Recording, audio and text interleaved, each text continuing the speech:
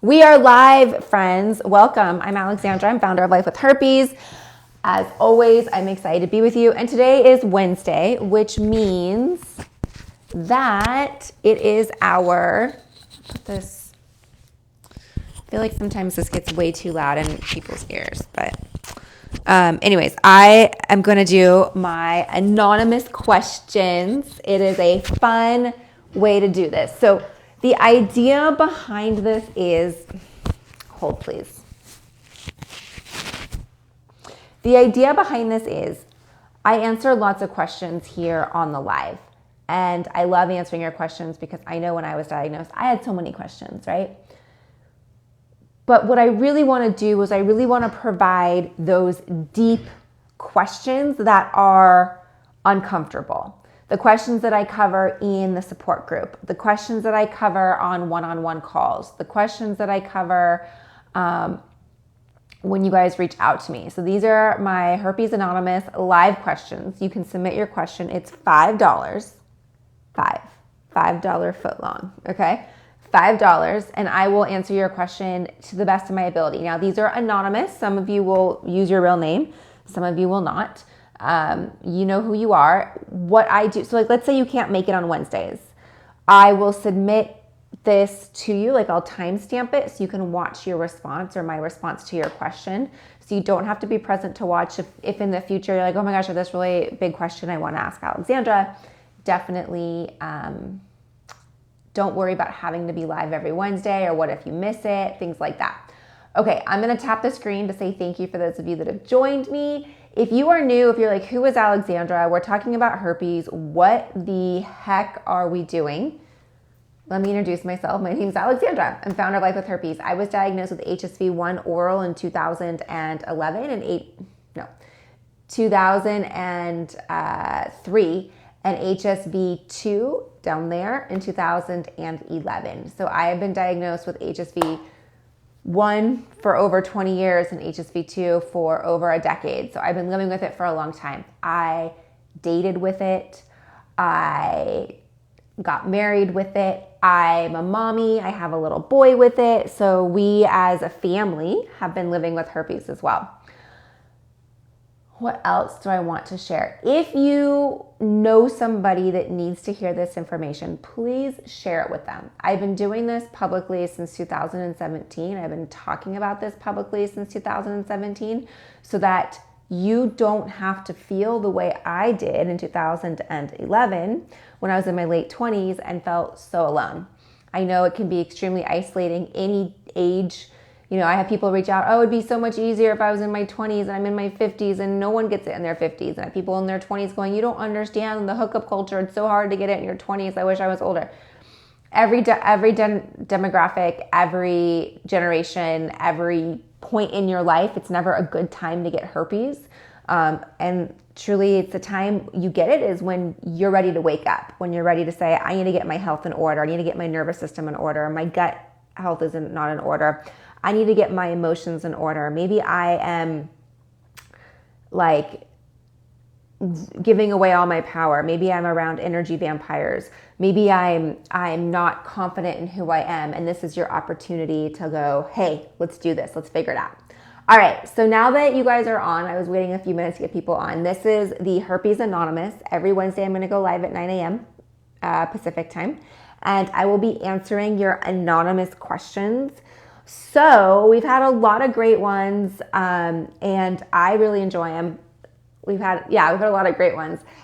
They're $5. You can go to the link that I have here, bit.ly.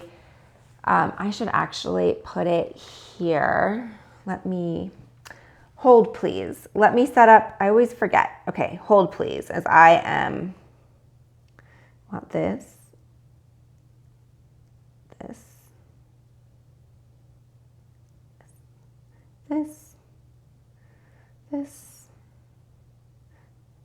This.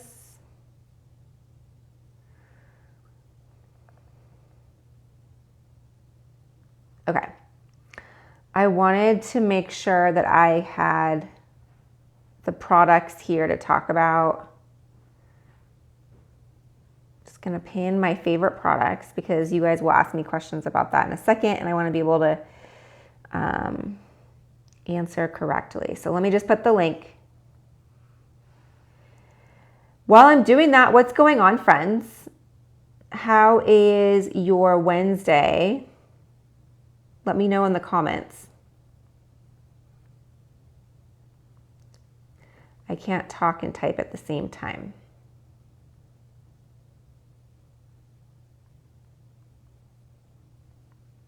Okay. I have the link where you can, there we go. Okay, cool. That's the link where you can go and submit your question for $5. And I'll be checking while I'm on the live. So I'll periodically be checking for that. Okay, but let me get to the questions that people have already submitted. Okay. So once I disclose, this is from David. Once I disclose, will my partner want to be intimate with me once she knows I have herpes? In the past, I have not disclosed my herpes diagnosis. Okay. And I know I no longer feel comfortable doing that. And it's something that I know I should disclose. Okay. So David, really what you're asking here, and by the way, hi, if you're on here, David, welcome. Thanks for submitting your question. I'm just going to, again, tap the screen and say thank you because, whoa. Because as you know, it's pretty vulnerable, especially for you to share that you haven't been disclosing in the past. And now that you are disclosed, or you want to disclose because you have someone you really like. What I want to address right here is this really goes into the insecurities of your self-worth. Okay? So a lot of times we feel that we cannot disclose that we have herpes. There's a lot of reasons. It could just be you're completely disconnected from your body. Could be that you're numbing yourself with drugs and alcohol or any external substance to avoid feeling the pain, which, as we know, just causes anxiety, depression, and the same cycle again. But that's a different talk if we want to get into that. If we're avoiding disclosure, really there is an imbalance or the huge amount of fear or abandonment is really where it stems from. So I want you to evaluate what maybe has been going on in your childhood or maybe the way you were raised. So I'm going to go way deep and way back, not just into, will this person still accept you? Okay. I'm going to challenge you to maybe spend some time with this. Me saying this right now might just have you go, oh my gosh, totally. You're right. Like I call it love anorexic. Okay. Like I was always needing the love. I was always needing the attention. I never had the true unconditional dying love from my parents, or maybe you have parents that were more into each other and less into you. So what ends up happening is when we have this huge fear of rejection, a lot of times just won't disclose. Does anybody else have this situation? Can I get some hearts or some comments on this? Has anybody else experienced this where you're like, I have this huge fear of rejection that I'm not disclosing that I have herpes to my partners? And this could have been maybe expectations were set on you to be a perfect child. Maybe it was conditional love. Maybe it was you have to act this way and then therefore you'll get attention for me or love you. So when we fast forward to you right now, David, as an adult, that's like, how do I disclose my herpes status? Like, where is this going, Alexandra? I want you to realize that this is something that needs to be healed, and this is something that is preventing you potentially in other aspects of your life, right? Maybe we're not as comfortable opening up in other parts of our life. So with that being said, will she accept you when you disclose? The question is, she will, of course, accept you as a person, of course. Is she going to be okay with the herpes diagnosis? Let me explain why she would or why she wouldn't, okay? So number one, it's important when we disclose we have herpes to understand that you really care about this person, right? And if you're someone that's receiving a disclosure, you need to know that the person disclosing really cares about you. In this case, David really cares that he wants his girlfriend to know, or his future girlfriend to know. He wants to set the foundation. He wants to do what's right. And he doesn't want to start a relationship on a house of cards. He wants to start a relationship on building a foundation with his partner. So that is amazing.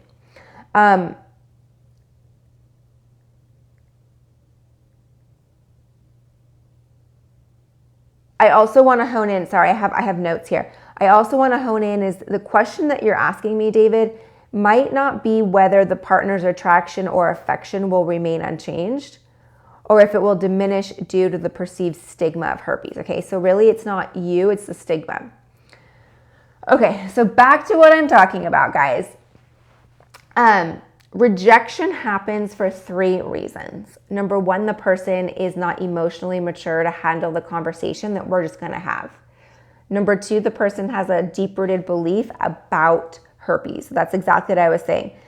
Perceived stigma or the association with herpes. This person can't get past the stigma. Number 3, the reason why a rejection would happen or somebody would lose interest in you post-herpes diagnosis is the person's not into you. Now, that's the hardest one to hear. That's the most uncomfortable one to hear. Our ego doesn't like it, especially if we are a conditional type of person. We are a people pleaser, especially if you haven't been disclosing in the past, because that rejection would literally bleed your heart type of situation.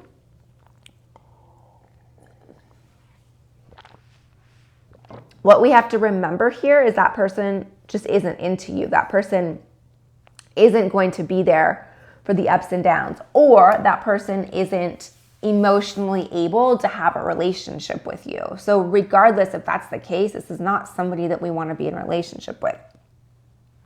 I definitely see some questions, or some comments. I want to make sure that Jen said she disclosed and it was extremely difficult due to the fear of rejection. Absolutely. Absolutely. Yeah, it's the huge fear of rejection.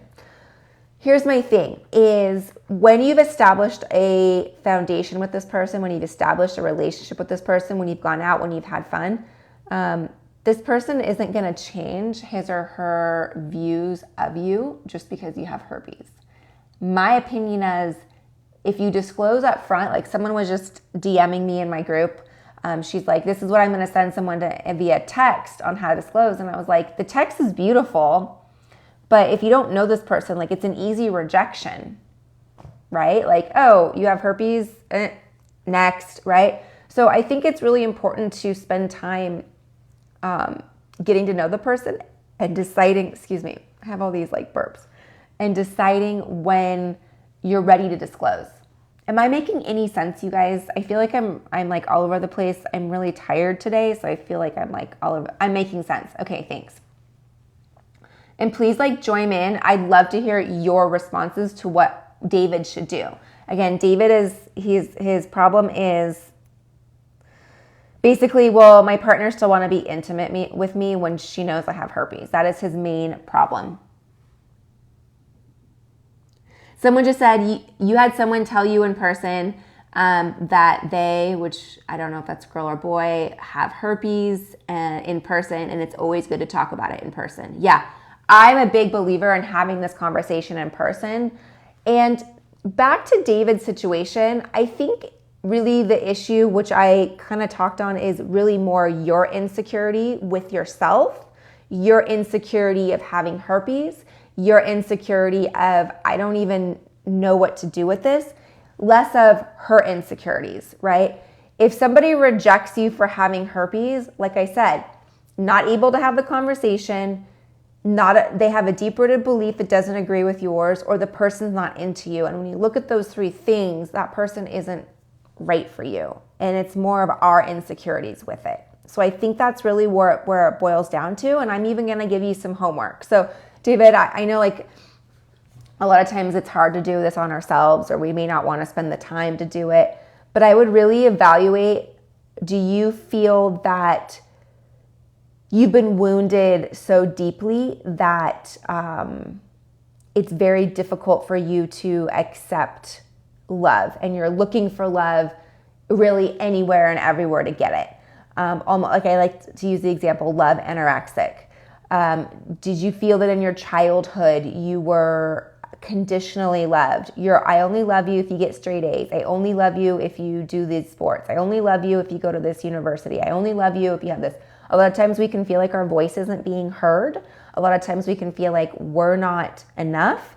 And so when we have something like this that's herpes, it's like, I'm just absolutely crushed. So I'm just gonna let you, I'm gonna let you marinate on that, and hopefully you can like work on this and journal it. I'm a boy. I've been watching you for a while, and now on Instagram and TikTok. Thanks. I love that. Thank you. Guys, I love hearing your responses also to these questions that I'm getting, because I think that it allows us as a community to really, give all the response. And like to David, like just because this is my response doesn't mean that you guys don't have good responses either. Okay. Again, today's Herpes Anonymous. I'll be answering your questions. It's $5 a question. And it's $5 a question. These are your questions that are really the uncomfortable questions. Okay. So these are the ones that like you don't want to maybe ask on social, but I really feel like the answers are so important and they help such a diverse group of people. Excuse me. Okay. Emily said, should I continue dating someone after he rejected me after I disclosed my herpes status?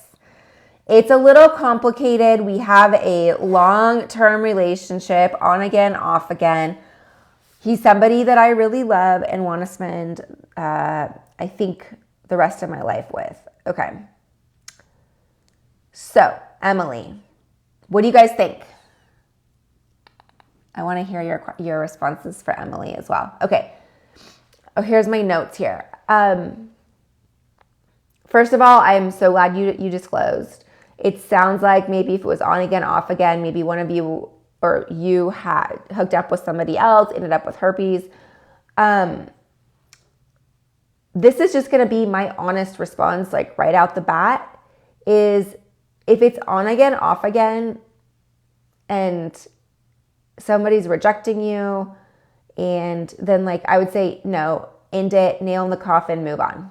Like maybe getting herpes was a blessing in disguise for you in order to gain your self-worth in this relationship. Maybe you were so afraid to be alone that you didn't want to potentially risk that. And so you're okay with maybe somebody on again, off again, or not really even accepting you. Okay, so that's really hard to hear, and that's some blunt truth. I'd love to hear other people on the live have to say with this. Really, your question here touches on the feelings of self-respect and personal boundaries. It's basically, I wrote down, it's prompting you to consider whether you should pursue a relationship with someone who cannot accept you fully. Again, this is really hard to hear, including your herpes status. It also raises concern about the potential emotional toll of being rejected based on something beyond one's control. Okay, so I want to address all this, Emily. Again, this touches on the feelings of self-respect and personal boundaries. I have been that person as well. I have been that girl of like, no, but I really like this guy. I don't think you understand this guy. Like, I really like this guy. You don't understand. And yeah, maybe he's not ready, or yeah, maybe he's dating other girls or whatever, but he's going to come back to me. Trust me. Like, you don't understand what we have together. Okay. I wish I could tell, like, the Alexandra today could tell the past Alexandra that's like, wake up. He's not into you. He doesn't respect you. You're not giving him reasons to respect you. And so therefore, you need to move on. Otherwise, he's going to keep doing this to you. And until you do your own personal work on this, you're going to attract the same person with a different face. And that's exactly what I did. Okay, so maybe there's a little bit of my own personal emotions coming out here for you, Emily, but it's going to be something that you have to do the work on. It's not herpes. It's not this guy. It's you have to develop your own personal boundaries and your own self-respect. I've talked to thousands of people one-on-one with a herpes diagnosis. And when I talk to somebody in the same situation that you're in, Emily, or that I've been in the past, I look at it and it makes me sad because I was like, look, unfortunately, it took me getting herpes to realize I didn't have my own self-respect. And so I'm getting taken advantage of.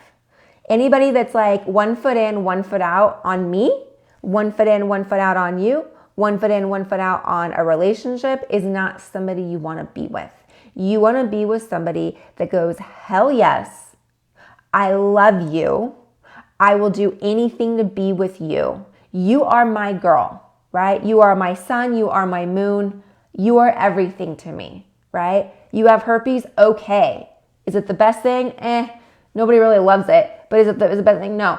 We're going to work through it because you don't have herpes. We have herpes. And you know what? I love you. And so I love your herpes too. Okay? So I want you to get to that point. Now, how do we get to that point? Okay? Again, it goes back to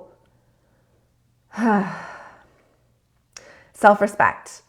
Where in your life did you feel that you could lose that boundary of self-respect? Where did you feel that you weren't worth the expectation? Is it you're so needy to be taken care of? Is it you're so needy to be taken care of financially? Like you want someone like, oh, this person takes care of me, this person pays my bills? Is it I need to feel beautiful and this person makes me feel beautiful? Is it this person makes me, maybe you have a child together. I don't know, right? But where did this originally happen? And I believe that, let me see if I can pull up some notes because I definitely was. Let me see what I can do here. If I can pull up some notes on this, because I really it's really important to me that we get past just the herpes diagnosis, but like this right here, again, Emily, herpes isn't the issue. It's a self-respect issue. So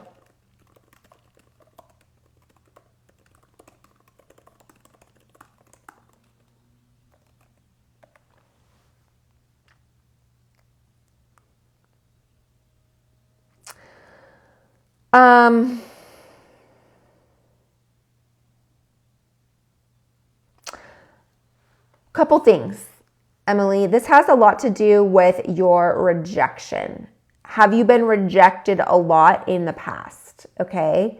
Can you maybe journal about how that makes you feel? Obviously, nobody likes the way rejection feels, obviously, right? But why is it affecting you and your self-esteem so much?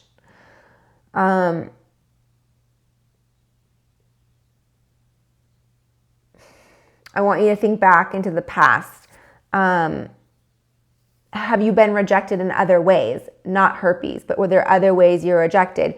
Maybe you were rejected because you thought that you were too tall or too short or too fat or too thin, or you're a brunette and not a blonde, or you don't have big boobs but you have a big ass, or whatever it is. Like, where did that all come from? Oh, we have some great responses here. I don't know why some people be afraid to deal with others that have herpes.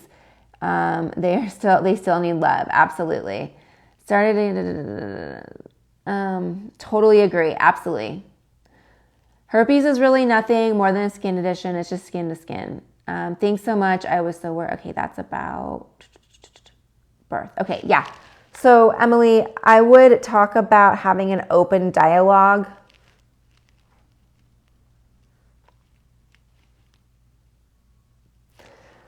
If this is somebody you really want to be with, you are going to have to set your boundaries, okay? You're going to have to express what feels right to you. And if this person's in and this person's out, personally, I would be out if this person can't be wishy-washy is going to be so wishy-washy with you. But if you still want to stay in it, I would communicate how that makes you feel. I would communicate that why this doesn't feel good to you. I would communicate on where you need the respect in the relationship. I would be very clear about what you need in a partner and understand the support that you need from your partner. Herpes or no herpes.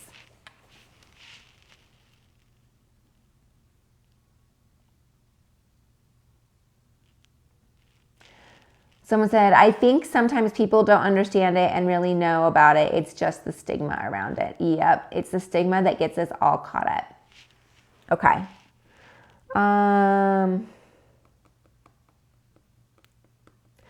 A way for you, back to you, Emily, ways for you to regain maybe your strength, your personal boundaries, set your own expectation is redirect your energy towards activities and things that make you happy. Fill yourself up instead of having to have somebody else fill you up, okay? So is it walks on the beach? Is it taking a badminton class? Is it gardening? Is it taking a yoga class? Is it playing with kittens? I don't know, but engage in hobbies, exercise, journal. And I'm going to also say this. I really think that it's important for you to seek some support, whether it's with our community or whether it's with a professional therapist. It sounds like there's a lot of deep-rooted things going on here that herpes has nothing to do with that we need to work through. We have a support group. It's $19 a month, and we have 8 live calls a month. This last week we had a phenomenal guest speaker. The week before we had another phenomenal guest speaker on our gut health and supplements and minerals. And this last week we had a guest speaker on supplements, the ones that I have linked here, talking about how they're so beneficial for us living with herpes. And then next week, our next guest speaker is going to be talking about how to deal with our herpes outbreaks and our nervous system, which is really where it all starts. Okay. Next question. Emily, thanks so much for being so vulnerable. I really appreciate that. I know it's hard. I know I was really hard as well, but I don't want to see you stay in the same cycle. Life is way too short.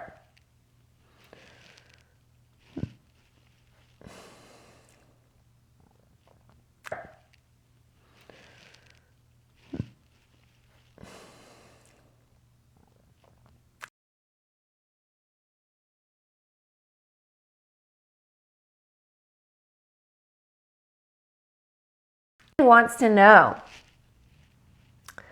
I'm going to curb this. Can I have intimacy during an outbreak, or should I abstain completely? I get outbreaks on my leg, not on the genitals. And do you think that I'm putting my partner at risk? Okay. Ethan, I love the question. Okay. For those of you that are joining, this is the Herpes Anonymous. I'm answering questions that people have submitted. It's $5 a question. I answer them live every Wednesday. And these are your deep, uncomfortable questions. Like Ethan's just talking about, can he have unprotected sex when he has an outbreak? And how should he go forward with this, right? The last question was from Emily asking about, should she continue dating someone if he keeps rejecting her? Another question, your partner still wants to be will your partner still accept you if you have herpes? Like, these are some really great, juicy questions. And so yeah, $5 for your anonymous question, and then I will answer it on Wednesdays. Go ahead and submit it if you have questions right now. I will get it and I will answer it if we have time. If not, I will respond privately to you and answer that as well, because sometimes these lives get way too long, and I don't want that to be way too long. Okay. Coolio.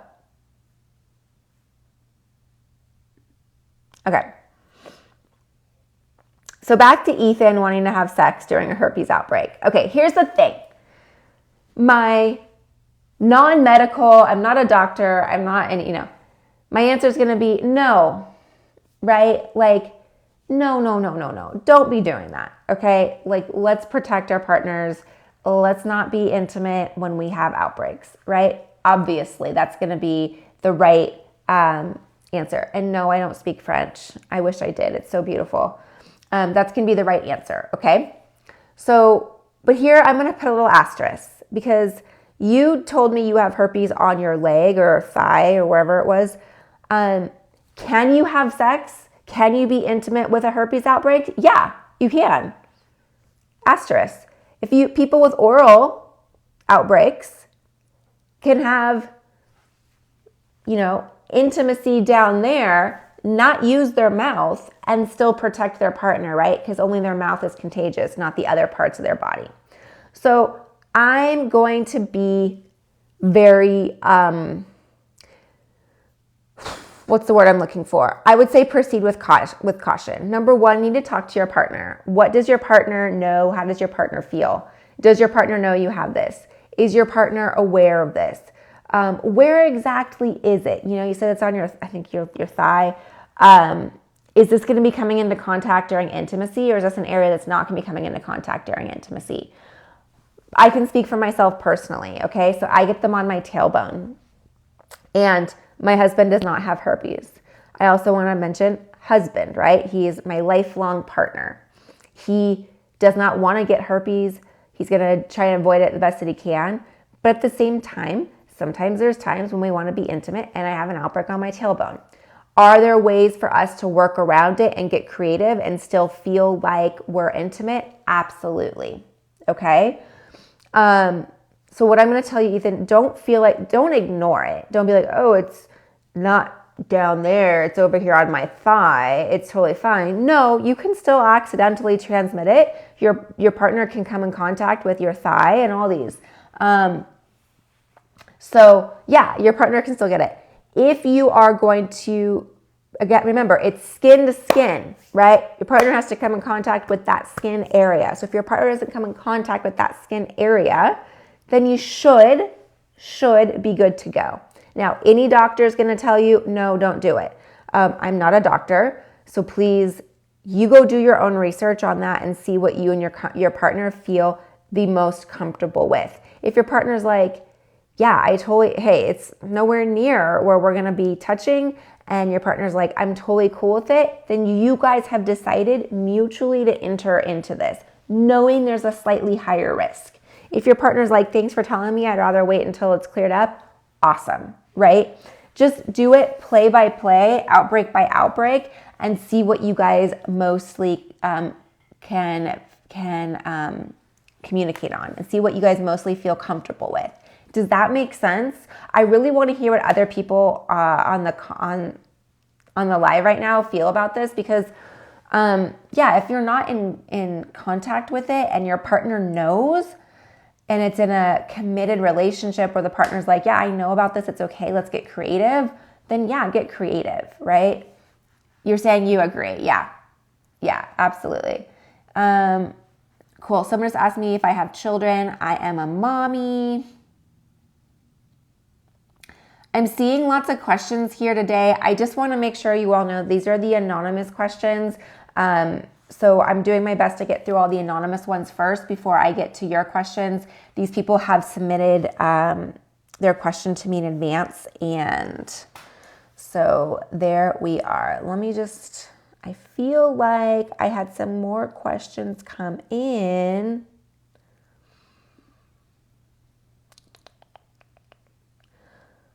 I would love your opinion on, while I'm doing this, I'd love your opinion on not disclosing your herpes status. Can you put your opinion in the chat for me? Because why does that happen? Because back to David, he was our first guy that we talked about. And why does that happen? Why do you feel that happens?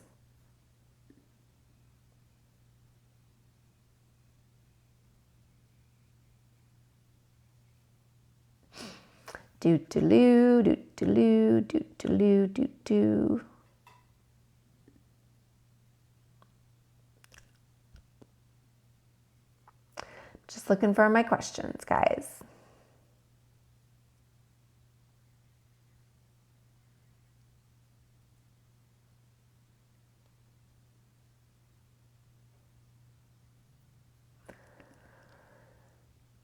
Error has occurred. Okay. Cool.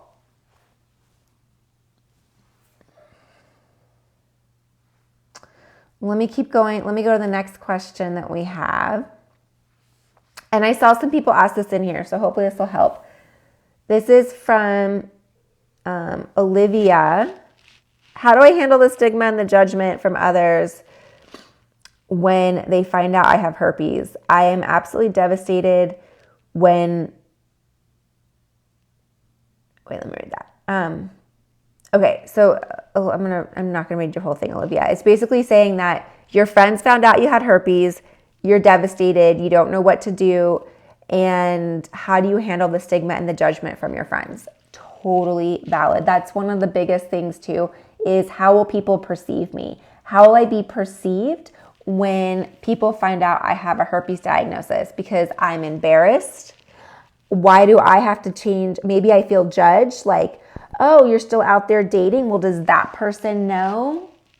Like, did you tell him, right? You're maybe judged by your friends. Give me some hearts and thumbs up if you guys have felt this way before, because I know I have.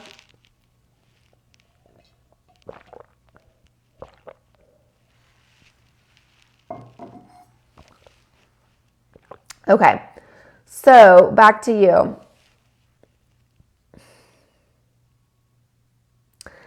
This really is more for you to navigate the feelings of shame, embarrassment, and alienation after disclosing. It's really this addresses more of an emotional impact for you and a little bit more of like society information, so the way society handles things. And it's really going to be more of a personal impact. You're feeling, like I said, tons of shame, tons of embarrassment, tons of judgment, and you're wondering, like, should I even disclose to some of my friends? So I don't know how you disclose to them. Either like they found out or you told them or whatever. You're saying, yeah, Maddie is saying you're scared to tell people your fiance knows. I totally understand. Like, I don't tell people. I know I tell the whole world, but I don't tell people in my personal life. Yeah, I tell everybody here on social, but like when I'm at my son's school talking to other parents, I don't like, oh, what do you do? I'm like, oh, I run a herpes business. No, I don't say that. You know what I mean? So I totally understand. People don't even need to know your business. And let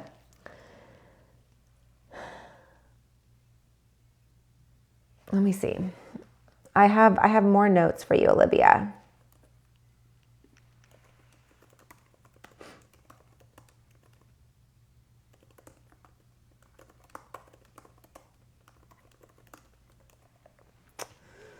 I'm going to say the best thing for you to do, Olivia, which is what you're doing right now, which is what you're doing on this call, is you're educating yourself. The more you can educate yourself, the more you can know what herpes is and what herpes is not. You can begin to detach yourself from the stigma. You can begin to remove yourself. You can begin to empower yourself. You can begin to learn. You can begin to do all those things. Understanding about the facts of how herpes is transmitted, the treatment options, how common it is. Again, it's just going to give you a little bit more of a step up. Maybe when you hear friends talk about it, you could be their advocate. Instead of taking the stance of, oh, I'm embarrassed, you can take the stance of, well, yeah, you know what, let me educate you on this. Or yeah, it's super common. Doesn't everybody have this? Or like, what, you guys haven't come across this? Or like, how do you know? One of the biggest things, and I love keeping this in my back pocket when people kind of start to like, oh, it's so good I don't have it, or like, whoa, I'm glad I didn't get it. Have you ever been tested? And people go, well, no, but I've never gotten an outbreak. Okay, have you ever been tested? Because most people are asymptomatic. In fact, most people that have herpes are asymptomatic. So that gets them a little scared in their boots. You know what I mean? I'm not saying do it in an asshole way, but do it in a way that's full of confidence. Maybe when you're feeling these what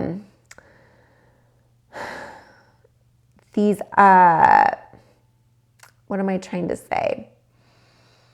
Maybe when you're feeling the judgment, you switch it in your mind as this person just isn't educated and it's my responsibility to just bring it up. I would look at more for you as well as for anybody is selective disclosure. I always say we don't need to disclose unless we're going to expose. Okay, so let me say that again. We don't need to disclose unless we're going to expose. I'm very adamant about that. I dated lots of different men and didn't disclose. You know why? I wasn't going to expose myself to them. Okay? So don't feel like we have to like word vomit our herpes disclosure, our herpes diagnosis. Like we don't need to go on a date and be like, oh, by the way, I have herpes. We don't need to text them before we go on a date. We don't need to put it on our social media profile or dating profile. It doesn't need to be on our Tinder. It doesn't need to be anything. You don't need to disclose until you're going to expose. I want you also, Olivia, to practice some self-compassion, okay? Remind yourself that having herpes does not diminish you. It does not make you less of a person. I want you to be compassionate with yourself, and part of that is definitely educating yourself, but also finding things that make you happy. I was recommending this to, was it David or I can't remember. But it's about finding self-compassion. It's about doing things that make you happy. Maybe these friends that are snickering in your ear or making you feel outlawed or making you feel like you're not worthy, maybe these aren't your friends anyways. Okay, and we have to remember that when people are nasty towards us about HSV or anything for that matter, it's that person's issue with him or herself, not you. You're just the punching bag, right? So it's definitely that person's issue.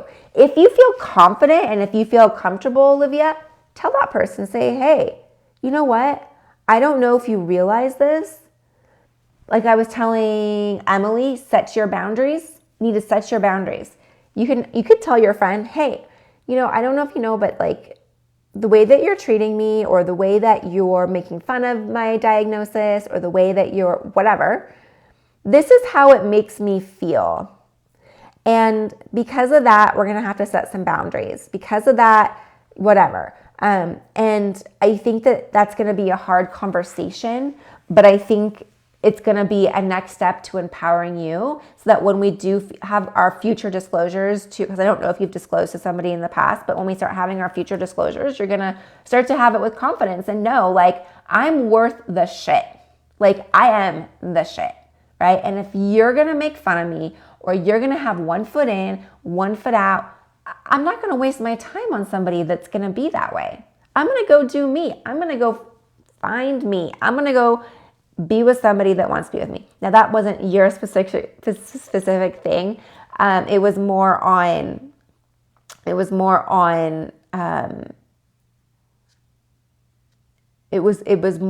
the, I just had a brain fart, the stigma of when your friends find out you have it. But I think there's a lot that you could do to seek support. Again, we have our support group.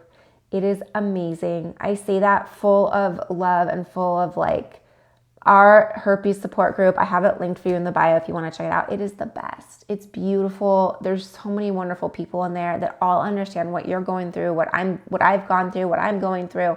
It really is such a beautiful community, and I love how people grow and heal, and they will also support you through your diagnosis.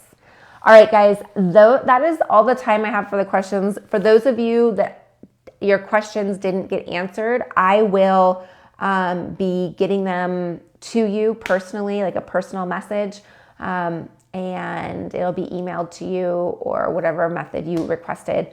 Because I did not get to everybody's question, I apologize, but I got really deep, and I just feel that it's really important for us to heal from our diagnosis and move forward from our diagnosis, not let it hold us back and do things like that. Okay, let me go through the questions really quick and make sure that I got to them. Someone's saying disclose via text for legal reasons. I've heard that in the past.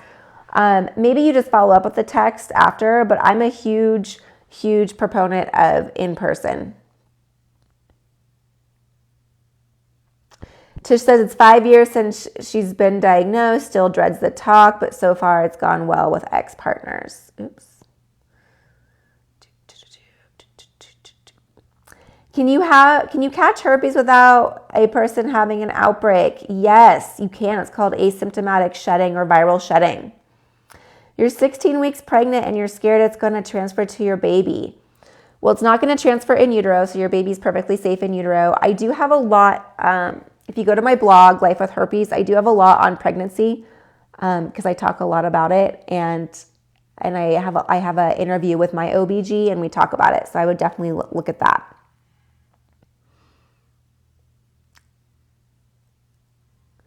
You had someone intentionally give you herpes? That's BS. That's total BS.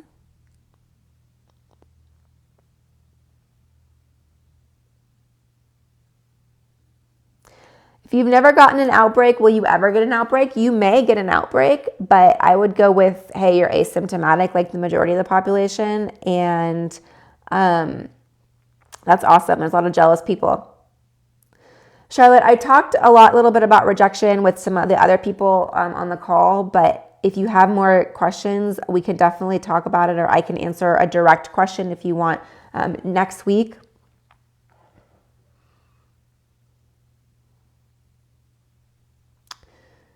Maddie, you said you're getting outbreaks on your legs every basically 2 weeks.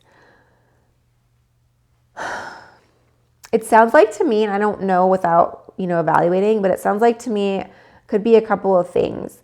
There could be some other imbalance or minerals or nutrient missing, like maybe your body's not absorbing nutrients. Another thing would be your fight or flight. You're probably stuck in fight or flight and your body's never in rest state. When you're in fight or flight, your immune system doesn't work, right? It's always in heightened alert. I'm going to tell you to go to my website and there's a 2-week free course on calming your nervous system. I want you to do that, and we're going to talk more about that. Talk about the TikTok ban. I don't know about that.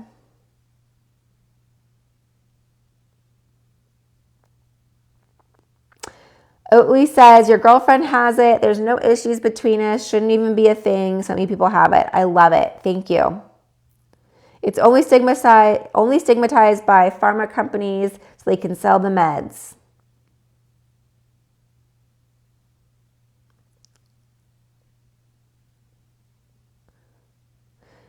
Kim, that's a great question. What do you tell your boyfriend about he doesn't feel good about it?